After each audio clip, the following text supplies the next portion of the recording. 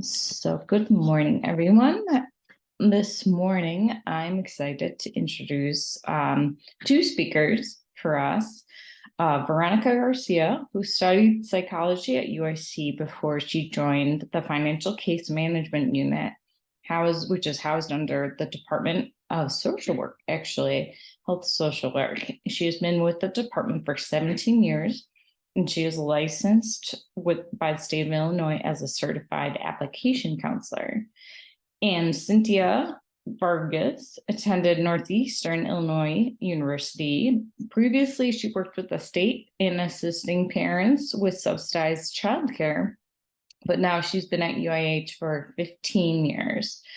Sintia is also a certified application counselor, and she works closely with oncology staff in assisting patients with applications to the Medicaid Illinois breast and cervical cancer screening program. There are more staff in the financial case management unit, but together they oversee patients from over 25 ambulatory and off-site clinics. And today we'll speak to us about financial case management for cancer survivors. So thank you, ladies. Go ahead and take it away. Good morning, everyone. Thank you so much for having us. Thank you so much for also giving us the space among your topics. As some of you probably know, Cynthia and I, we've worked with many of you throughout the years, the staff from our social workers, of course, staff, the clinic, even Miles Square at times. So just to simplify it, what we do is we help uninsured UIC patients who are uninsured, of course, or underinsured for those that have Medicare. And we help patients who might be losing insurance. So that is usually patients who are in the middle of their treatments, unfortunately, aren't able to go back to work, or might be losing their benefits, or for patients who now cannot go back to work. So that's where we both come in.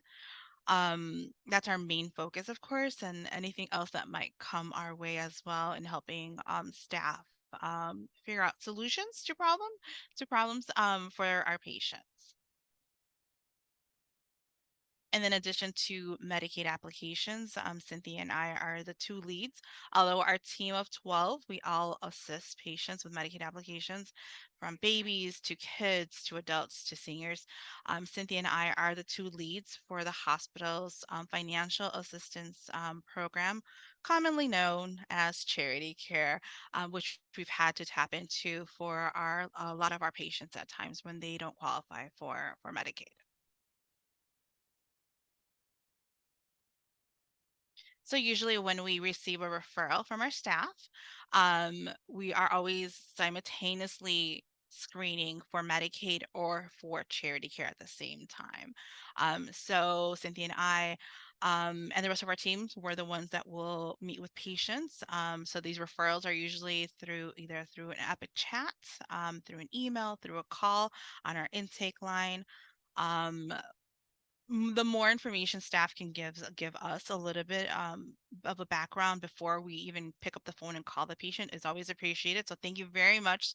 Sometimes from our social works, we get incredible detailed messages like insurance will stop on this date, married, no kids, divorced, widow, this is the income, so that helps us a lot then when we're calling our patients. And even before we pick up the phone, we're already screening.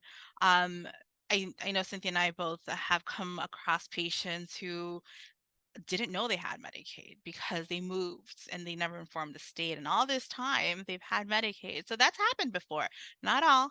We don't get lucky with all, but it has happened. So even before we're even calling the patient, we're checking the system. We're checking Epic. We're checking a system that we use, Medi. Do they have it? Do they have it? Oh, it's unmet spend down. So we do all of that. Background work before we even call the patient. And then once we were talking to the patient, regardless of the language, of course, because we all have access to the language line. So we're a big stickler, like that should never be a reason why we can't speak to a patient. And we'll ask the hard-hitting questions, family size, what's your income, legal status. Although the state of Illinois under the state of Illinois, Medicaid has various programs. So it depends on your age. That's for kids. The income guideline is very very much more generous. Is this someone that has Medicare? Are they single? Are they married? That's another income bracket. Are they not receiving disability benefits? Are they working part-time? Another income bracket.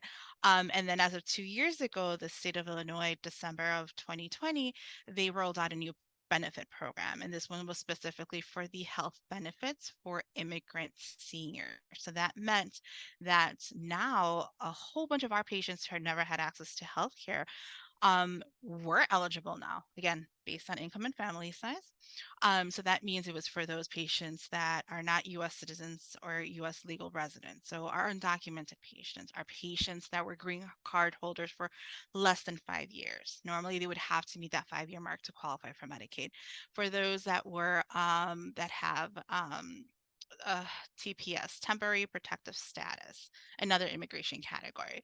So a lot of our patients were not eligible, which is great. We loved it. We ran with it. I know we reached out to, we would promote that with our staff as much as we could and let them know, like, hey, if you got anyone that might fit this qualifications, that helped a lot of our patients, obviously 65 and over. And then 2 years ago, the state dropped it to um, 42 to 64, which again, I think was very beneficial because a lot of our patients right now had access to healthcare, their mammograms, the possible biopsies, treatments. That was great. Unfortunately, as of July, the state paused the enrollment for that program for the health benefits immigration adults. So those that were 42 through 64. We just got notice, unfortunately, last week that the health benefit immigrant senior program, so for those that are, undocumented 65 and over, that enrollment is going to pause as of the 6th of November. So they only gave us 2 weeks. Again, we reached out to our social workers, let them know, reached out to staff that we've been working with closely to like, hey, if we have anyone, send them our way. Let's get those applications as best we can. And as we did with the other health benefit immigrant adult program as well. So unfortunately, that's for enrolling. So um, then we have our charity care program, which is the hospital's financial assistance program, which is not an insurance. Unfortunately, it's a write-off. That one is also based on income and family size. Some patients don't qualify for Medicaid for various reasons, and we have that program to rely on. So, what charity care is, I feel like throughout the years, it's kind of this urban legend as to what it is. So it's not an insurance, and we feel very strongly educating our patients when we tell them, please, it's not an insurance, because I know the patients leave our office, hang up with us, and they'll tell their medical clinicians or their doctors or nurses or pharmacy, I have insurance. And unfortunately, sometimes plans have to pause.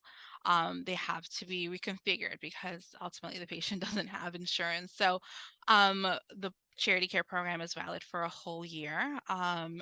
During the time the patient's uninsured, of course. If the patient obtains insurance, then great, right? Good, great for all. But it's there for specifically for those that are uninsured. It is specifically for patients who need help with their medical bills. So that means the patient needs to be at least have been seen once as a patient, so whether it be inpatient, outpatient, emergency room, or Miles Square. I know we've worked with Miles Square a lot.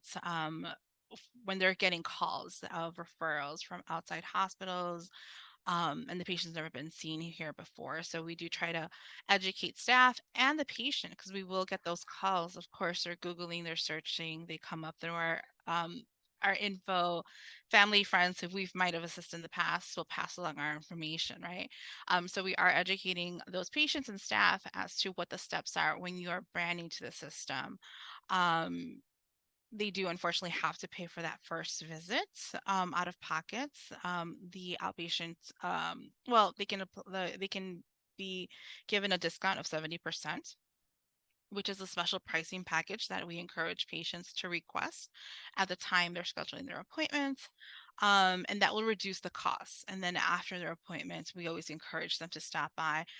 So we originally had one outpatient location, which is the OCC 1801 West Taylor address, second floor 2B. We're very conveniently right off by the parking lots, right across ortho and physical therapy on the way to 1E. So that's a great thing about the location. Since the new building came along across CB, still learning the acronym for that. Cynthia moved over to that office almost about a year ago. So we have two locations now, which is really great. And if you need to refer a patient over to us, like I've said, Epic Chats work fine for us. I like those because I have the medical record number of the patient. So in the event, if I write it down in the back of a post-it and I'm cleaning at the end of the day and that unfortunately gets shredded, I still have that Epic Chat to go back to. We do financial case management unit team develop. Well, we established an email about it maybe 2 years ago, which goes out to all 12 members. And that's also in the power slide that I included. You can definitely reach out to us that way. And of course, we have our intake line also included in the PowerPoint. You're more than welcome to give the patients the intake line. There's no problem with that. You're referring someone to us, they can definitely call. You can call, of course.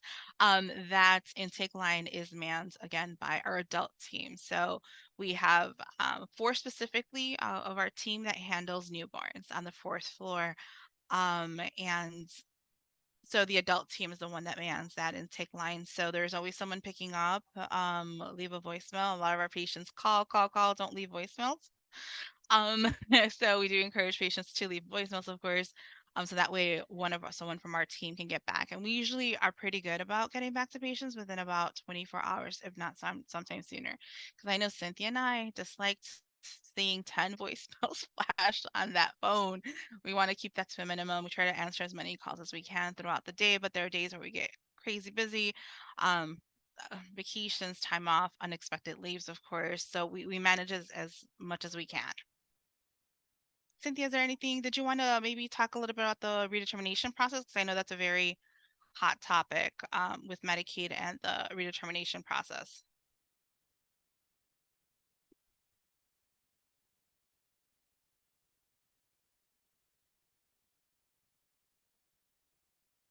Yep, she's,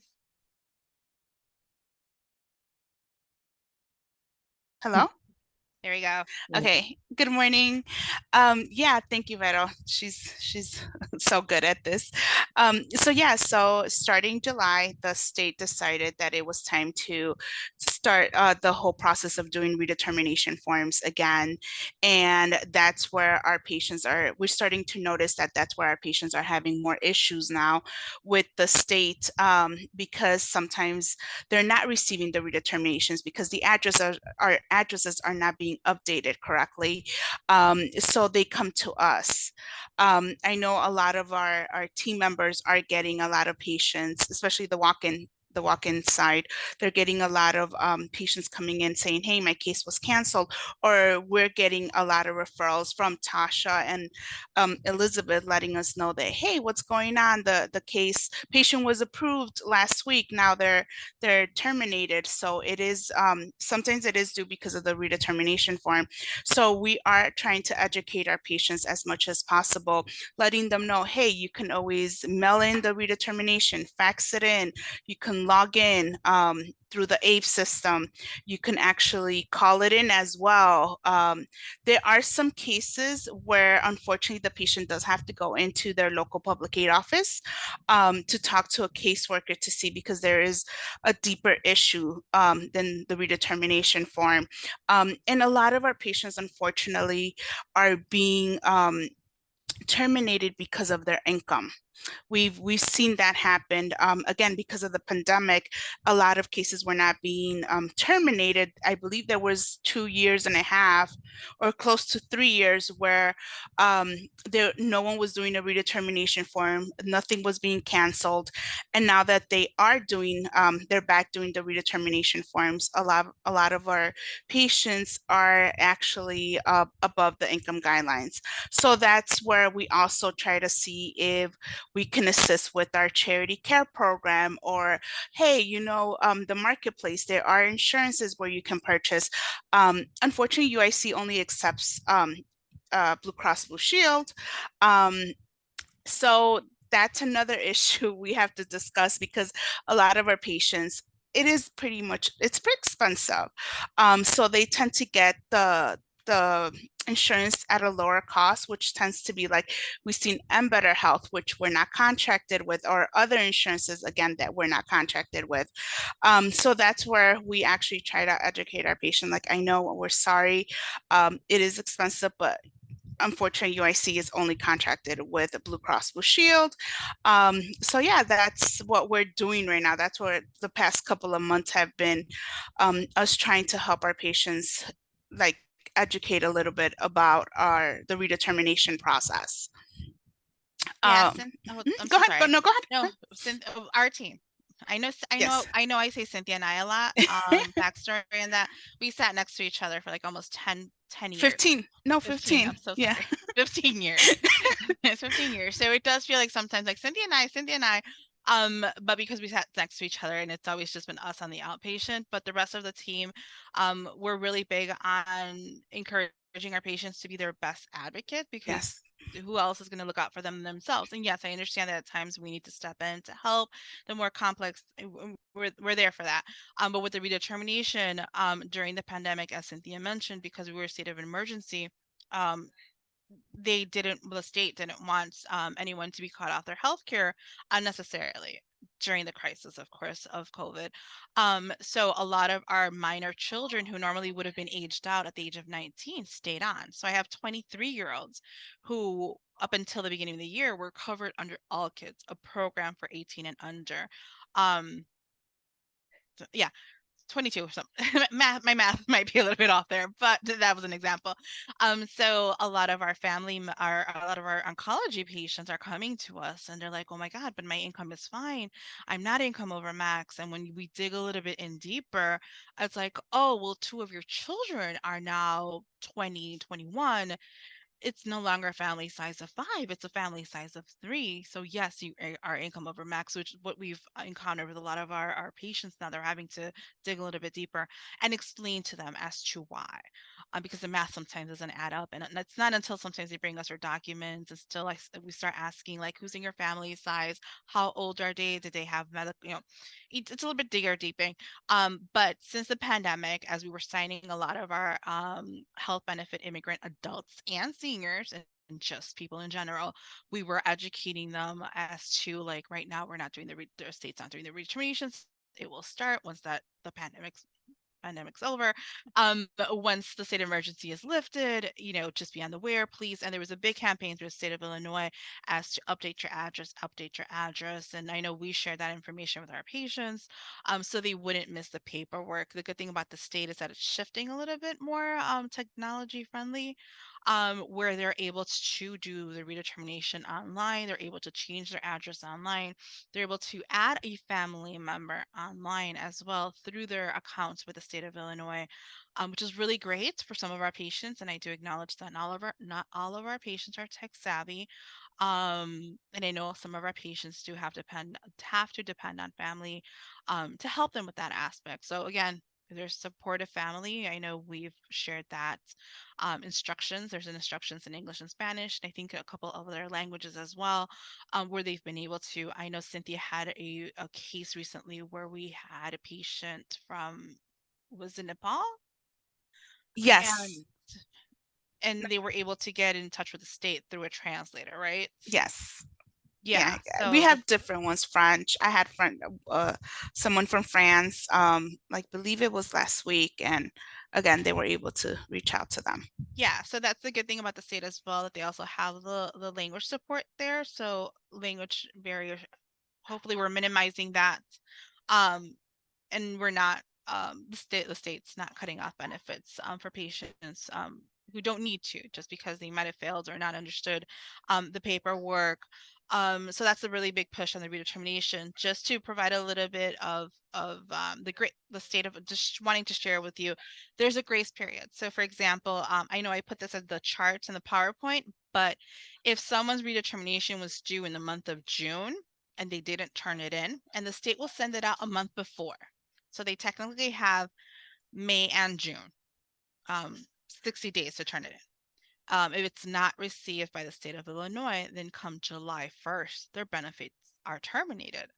But technically, because they have now a grace period, the patient can still turn in their application in the month of July, in the month of August, up until September 30th. So they have 90 days still to submit the redetermination. So we are encouraging a lot of our patients, and then we've received a couple of referrals via oncology and other clinics as well.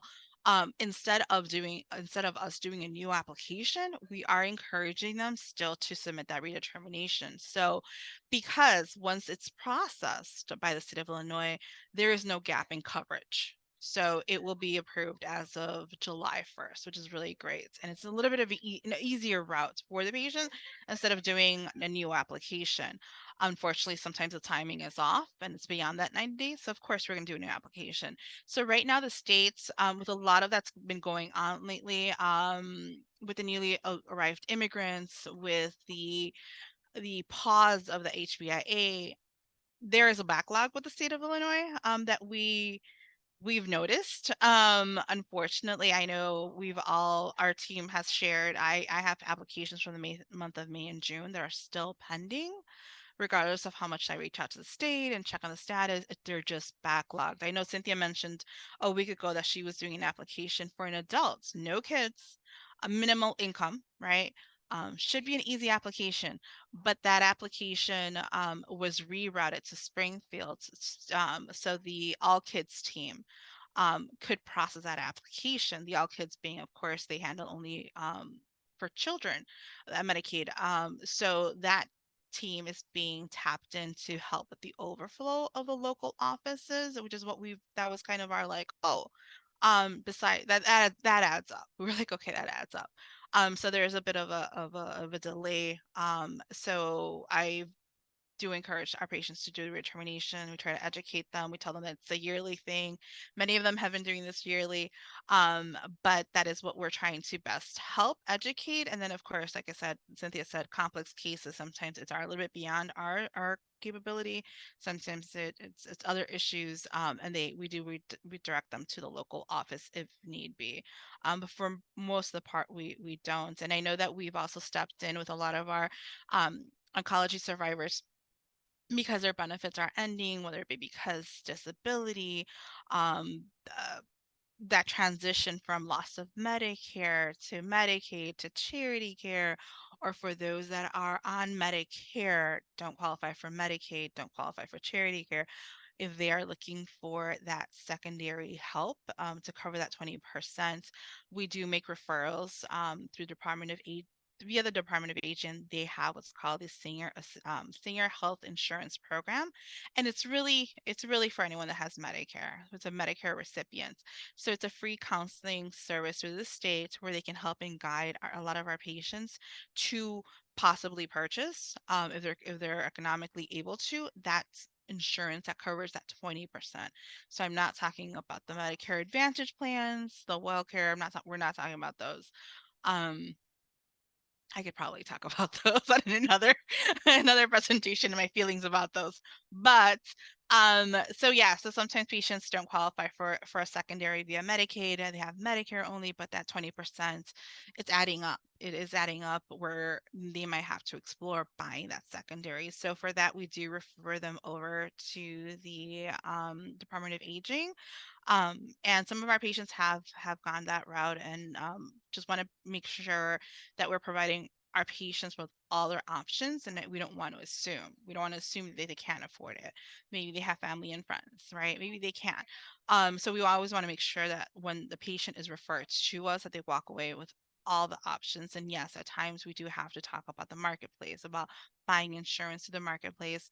We do it. Our team of 12, we attend a yearly training, a webinar, so to speak, modules, just the updates, right? Who can apply, who can't, so what documentations are needed, how is everything verified. So sometimes we will have to be tapped in when a patient has questions about the marketplace, or the marketplace referred me to Illinois Medicaid. I didn't want that, I wanted this, or just a whole bunch of other little questions that trickle down. So our patients love to bring us their mail, their correspondence unopened. And with their permission, I'm like, I'm gonna open this. I gotta figure out what's going on. And sometimes that's how we educate ourselves as well, because we're now seeing real documents that are being sent to patients via either the state or through the marketplace. And of course, there's the good old website, healthcare.gov, that we often have to go on and just do a search and figure something out for the patients. Because as much as training as we may have, there's some stuff that's not covered. Things change. We have a little refresher course sometimes, little moments where we have self-doubt. So we do check up on each other, ask these questions when we're not able to answer it for our patients, or get back to our patients if we need a little bit more time to figure out what's going on.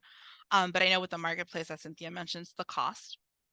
It's the cost, the bronze level, the silver, the platinum. Sometimes the monthly premium is cheaper, but very high deductibles. As I'm pretty sure some of you have seen that our patients have deductibles of like $10,000. It's a ridiculous amount. So I know sometimes they do forego going that route for economic reasons, and I can't judge, I can't blame. I get it. We know that, we're aware of that.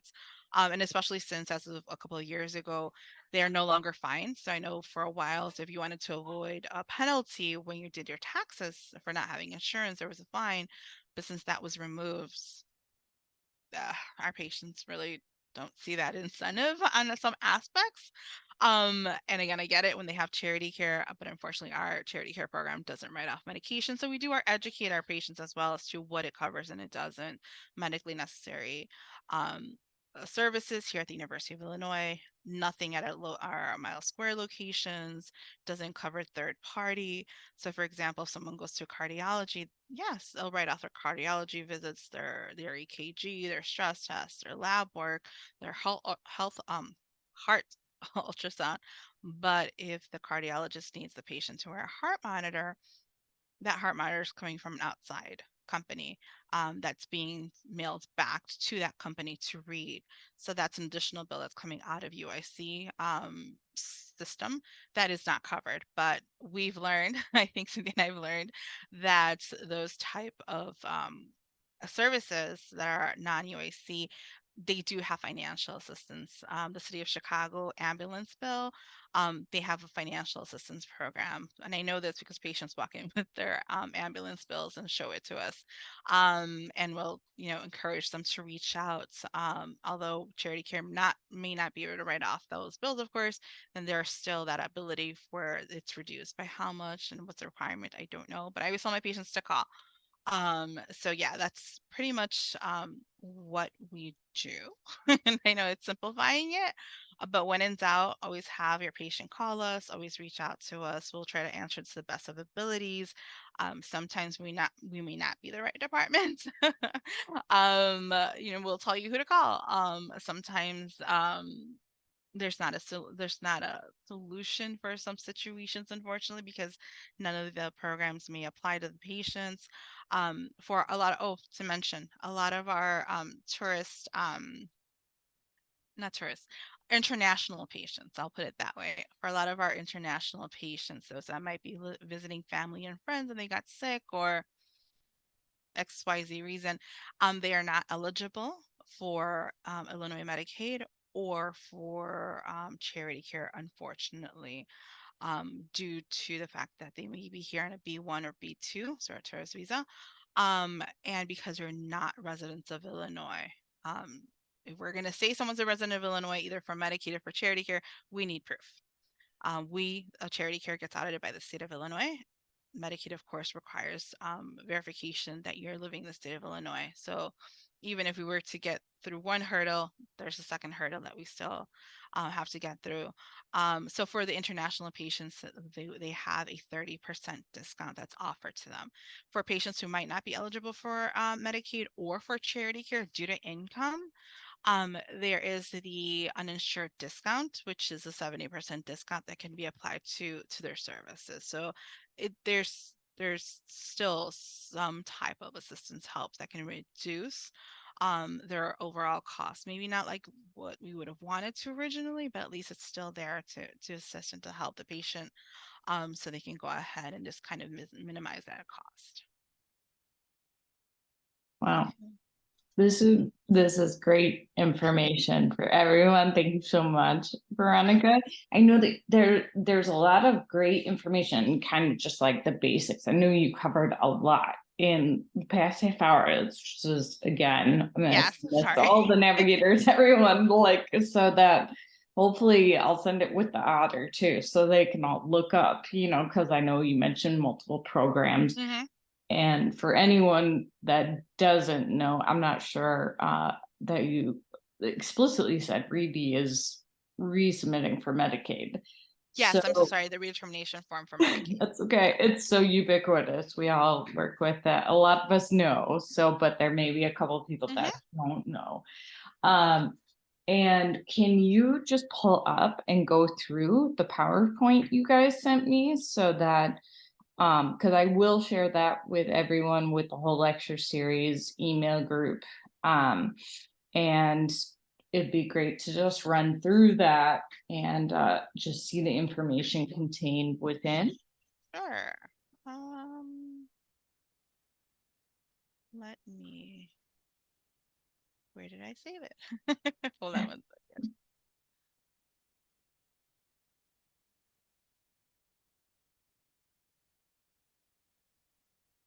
I'm sorry, I can't hear. Everything okay? I can't hear. Oh. Yeah, she's just finding the link, Jeanette, to pull up and share the PowerPoint with us.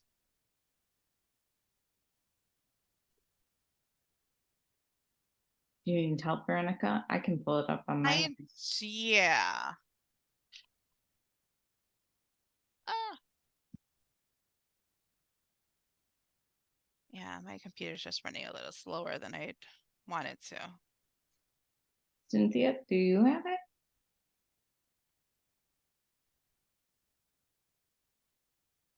Shoot, I was trying to, but no. Oh, hold on. It's barely Okay. opening.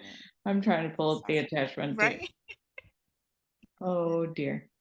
Sorry guys, technical difficulty. No, it's the, I think it's Hold on. just that. Let me try to open it up. Alrighty, I opened it up. Did you want to, Yeah, you should have sharing capabilities. You should be able oh, to. there we go.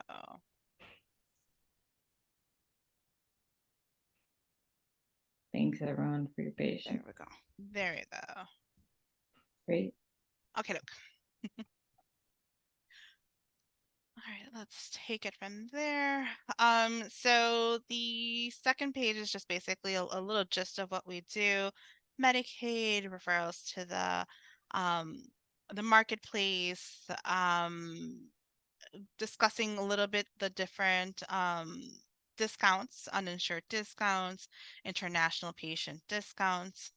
And that's always for mostly our tourist visa patients who unfortunately get sick when visiting family. The third slide is just various ways to contact us. The top is, of course, our intake line. A little bit mentioned about the all kids because we do get oncology peds patients referred to us, but they tend to be a little bit easier to handle because again, Medicaid is much more generous with their income requirements for kids than they are for adults. And of course, legal status does not apply to minor children. So that's kind of great for them, easy for everyone involved. And then, of course, I have listed the email.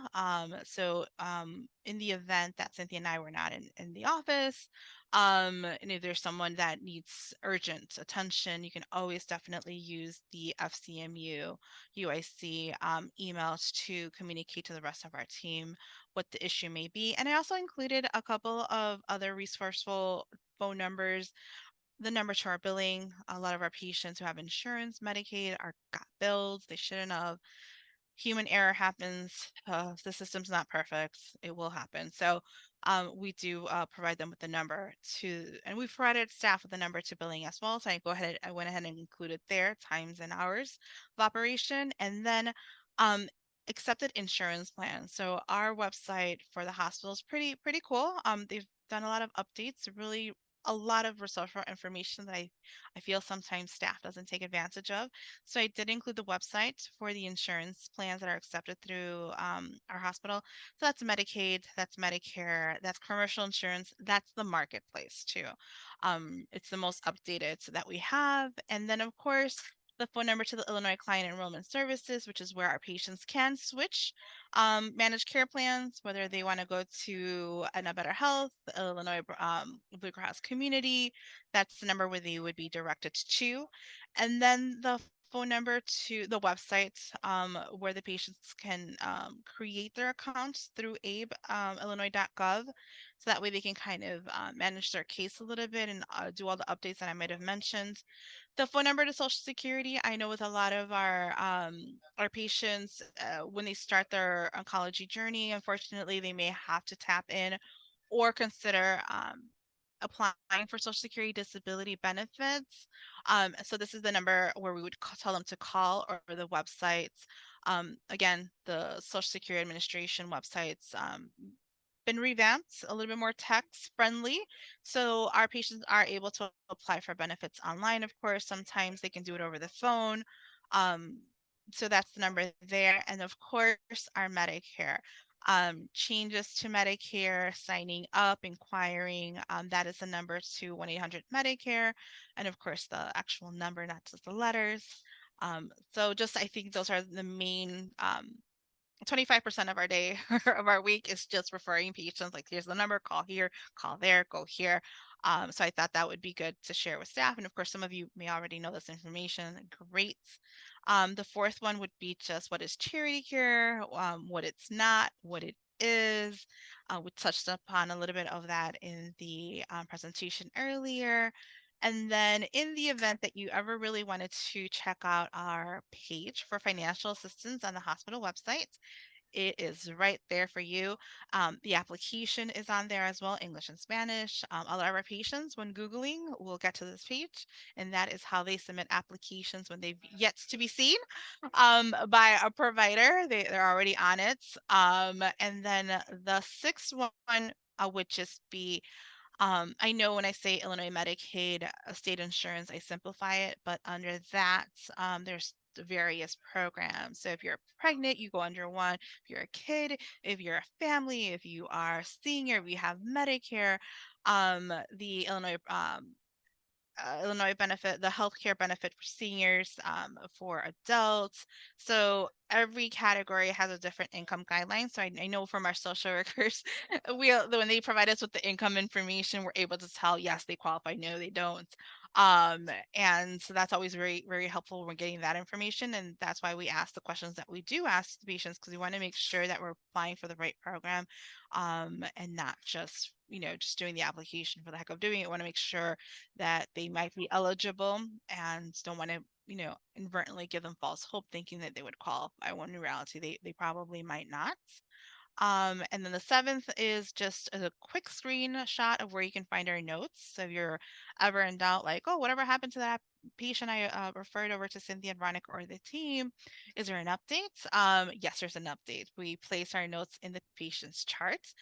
You can always filter those multiple notes just by clicking off UIH social social work. It'll have, of course, the notes from social work and us. That's where you'll find us as well. That's a really great place to look if you just want to know what's going on.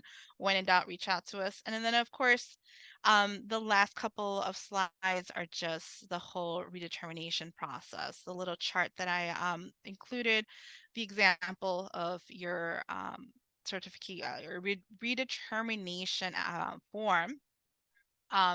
When it's due in the month of June, you have until the 30th of June to submit it. Your coverage will stop as of July 1st, and then you still have until the 30th of September. And of course, the redetermination form is just for the state to reevaluate to see if you still qualify or not for another year. Things happen in a year. People get married, divorce, have babies, their children age out, they stop working, they're receiving unemployment benefits. Various things happen in a year. So the state still wants to know, do you qualify? If you do, Then you continue with coverage until the next year they send you the redetermination. So that's what the redetermination form is, which I know that many of you do. Once the patient is mailed the redetermination form, it does come with a scanned barcode that is personalized to them. So I know in the past we've had um, clinics refer patients to us, which is fine, thinking that we would be able to print out the redetermination form for the patient to fill out. So it's not a standardized blank form as it might have been a couple of years ago. It is a little bit different now. So this is why we encourage patients to sometimes do the redetermination over the phone. And the great thing now, in Epic, for those that have to verify insurance or entering insurance or have to do with anything or run insurance, Medicaid specifically, the great thing about Epic is that it does give us the redetermination dates. That is something new that's happened this year or two, I think. It wasn't there previously, definitely not when Cynthia and I started. So that's a good thing because I can kind of anticipate or educate the patient like, hey, your redetermination is due in the month of November. So make sure you open up all your mail. Patients don't open up their mails. So at least we're telling them that, right? We're telling them, is this still your address? If not, here's the number where you can update your address. So we are really encouraging our patients to be proactive. And because my thing is like, what if financial case management unit stops tomorrow? What if like they disband the band, right? What happens to the patients? We don't want them to be lost just because staff who's always been there isn't there anymore. And I know that's a worst case scenario that once patient told me, but I'm like, what if that were to happen though? Realistically, want to be able to make sure that they can manage and guide themselves along as well. And then for those that have access to Medi, slide 12, for those of us that have access to Medi, it also tells us in Medi, as you can see by the green circle, as to when a redetermination would be due. Again, that's really great. If we're able to also communicate to the patient, the hospital is able to communicate to the patient and just kind of give them a heads up. Either do it or do it. And then, of course, the 4 ways they can complete the redetermination is through creating an account, through Manage My Case via abe.illinois.gov, which is really great. Calling over the phone and doing it over the phone. How convenient. Yes, there might be a little bit of a wait, but you can do it over the phone. You don't need a technology for that. By submitting the actual redetermination form that they received at home, and then also by returning the form to their local public aid office. That is also another great feature. And then just the great thing about patients who create a Manage My Case through the state of Illinois is they can check on the renewal dates, of course. They can make changes. They don't have to go to the public aid office anymore. They don't have to call, wait 45 minutes to speak with someone to change their address, to change their income. They can actually add household members to their case. That means a mom that's in oncology who has 3 children and now husband, a change of income with a husband, and he normally wouldn't have qualified, but she, whatever, they can now add a family member, which is really great. And of course, change their expenses. That means their income, change of income, change of expenses, anything that I don't really know what that entails. I want to say it's also the medical bills, but the great thing is to also upload documents. So when we are submitting a redetermination form, the patient, we do encourage them to attach income information. So that would mean your check stubs, your self-employment records, your social security awards letter, all those other documents that are considered income. That's a great thing for a feature for them to do. And then of course, lastly is just a little recap of where the website, how it looks. So I know that we've on the outpatient, because we're meeting patients face to face, we've been able to provide the English and Spanish instructions of how to do it. And I'm like, yeah, you can try it. You have a smartphone, you text pictures to your family and friends. You're on WhatsApp, you're on other social media. We really do try to encourage our patients. I'm like, you can do it. You can do it. And they'll take it. They're like, oh, you're right. Or like, are going to be the days over. They're going to be waiting for the mailman to deliver the form. I mean, that's just a little antiquated, acceptable for some, but I'm like, this is just going to be easier for everyone around. So we do encourage for them to do those forms. The end. Awesome. Thank you so much for reviewing that with us, Veronica.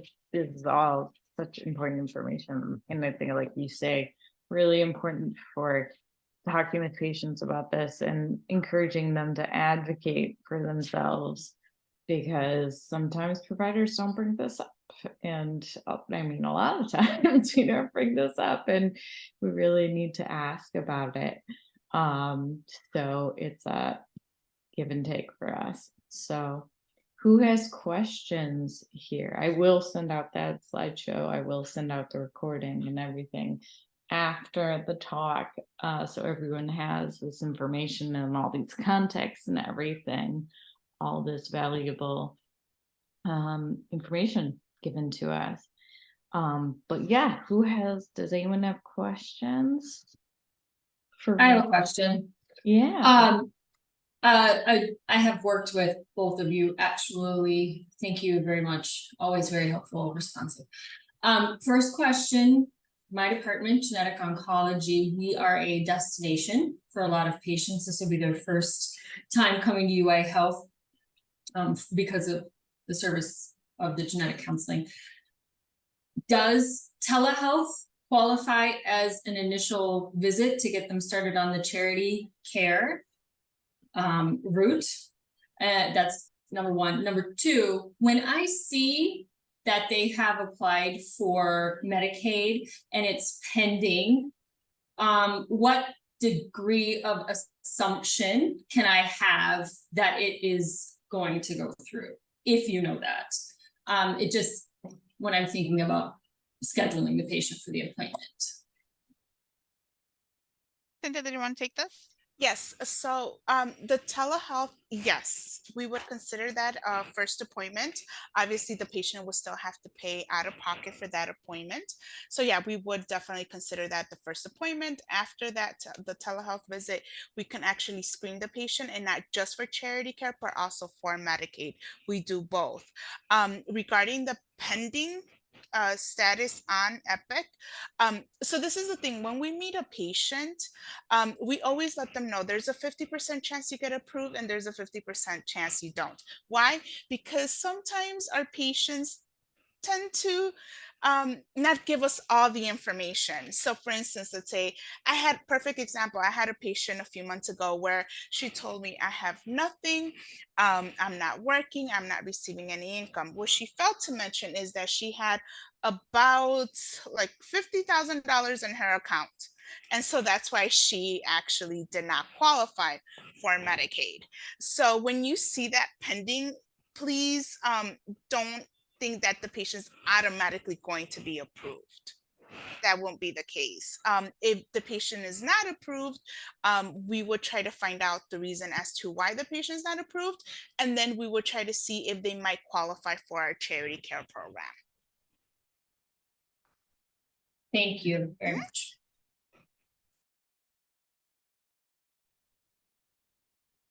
Anything else, guys? Any questions?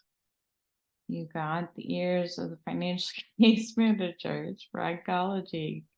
Oh, and if I could just add a little bit as to the pending status. When we meet with our patients and we're screening them for Medicaid, yes, we're going off based on what they're telling us, and sometimes that information is withheld.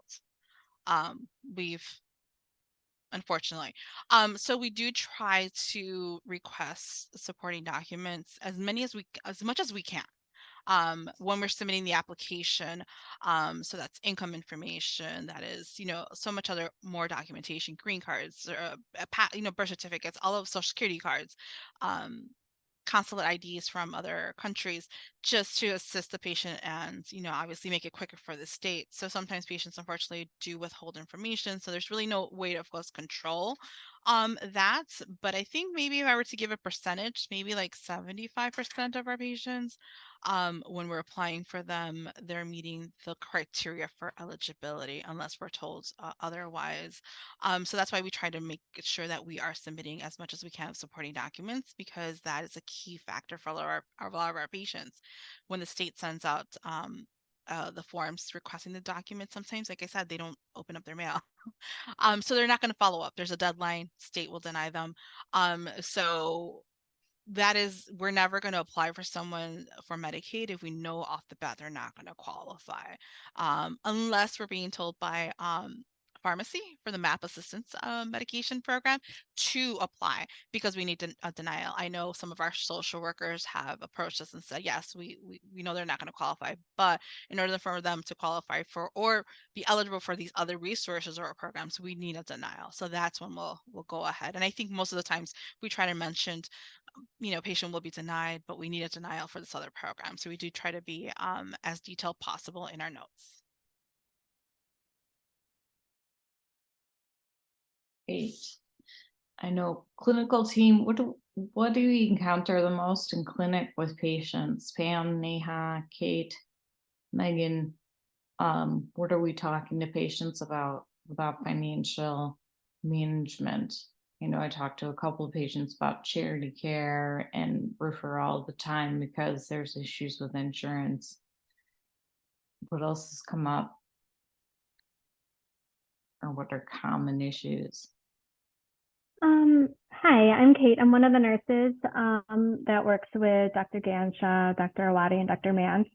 One of the things I'm not too sure if you have the questions for this, because our clinic's in the Mile Square Health Center, and we work a lot with making sure that the patients are a part of the sliding scale.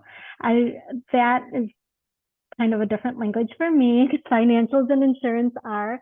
Do you have any background on that and what we could prep the patients for when they come into the appointment to bring? Yeah, so our Mile Square location, including Pilsix, I know that is looped in under or housed under the FHQs. They receive federal funding specifically to assist their patients who are uninsured. So when a patient is approved for the sliding scale fee, of course, it will help with their services there, which is great, which is normally primary care. Other specialties are now at those locations, including the urgent care. So I do know at times when they're being referred to the OCC for MRIs, for biopsies, to see a specialist, if you know that's going to happen or that's headed that way, then referring a patient over to apply for either Medicaid or charity care, the sooner the better, of course. That would assist. So Mile Square only applies to, the sliding scale fee only applies to those services. Unfortunately, when they come to us, whether inpatient or emergency room or as an outpatient, it's not going to cover. We're not even going to be able to do that. What happens over at Mile Square? So I know Mile Square, for the sliding scale fee, they're maybe isn't that what is they don't ask for as many documentations as we do. Because I know that's been an issue in the past where someone might have been approved for like a zero copay at Mile Square, but on our side, we approve them for 80% charity care. So there's been a discrepancy, but again, we're asking for their income. We're looking at their documents. We have their check stubs. We're entering that information in the system. The system populates and spits back a percentage. So I do know that there's always a little bit of discrepancy in terms of the documents and what it's a single page form for the sliding scale fee. Whereas with us, it's 3 pages and plus a whole bunch of other documents. So I know there's a discrepancy sometimes there.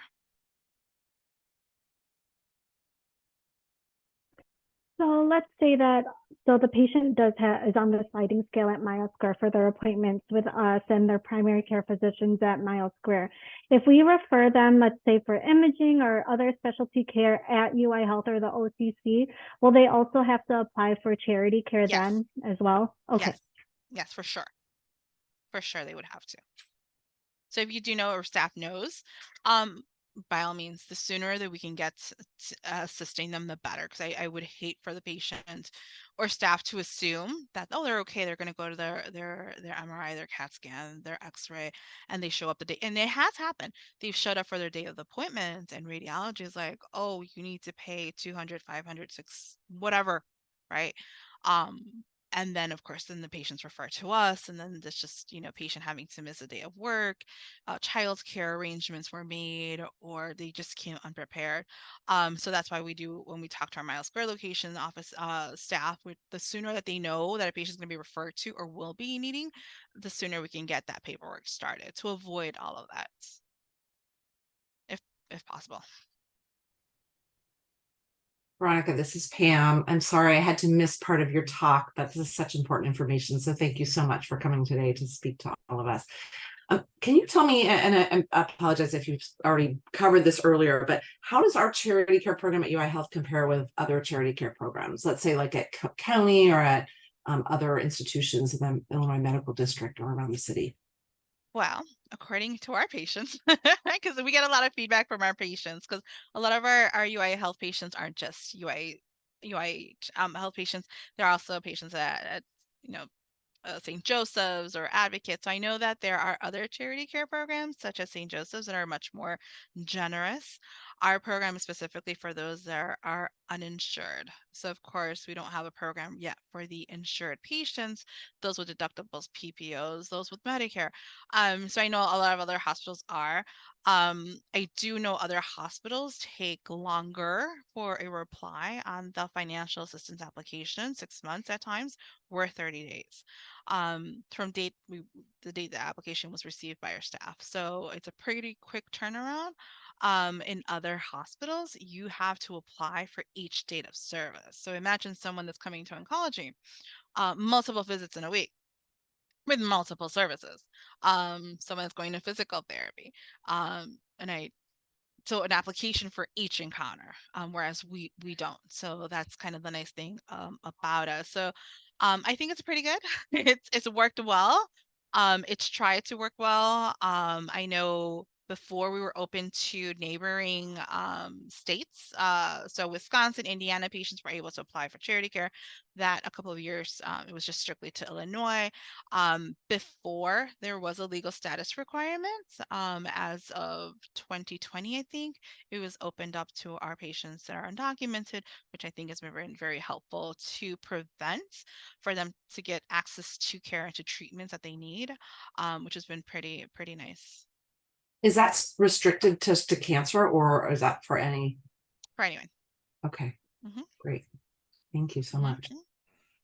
Hi, this is Neha. Sorry, I also missed part of your talk, so I apologize if you already addressed this. But we have a lot of patients who are now out of network, and I know, and if you address this, I'm sorry, but who were following with UI Health for like 20 years, and now they're out of network and they can't kind of see some of the providers at Mile Square.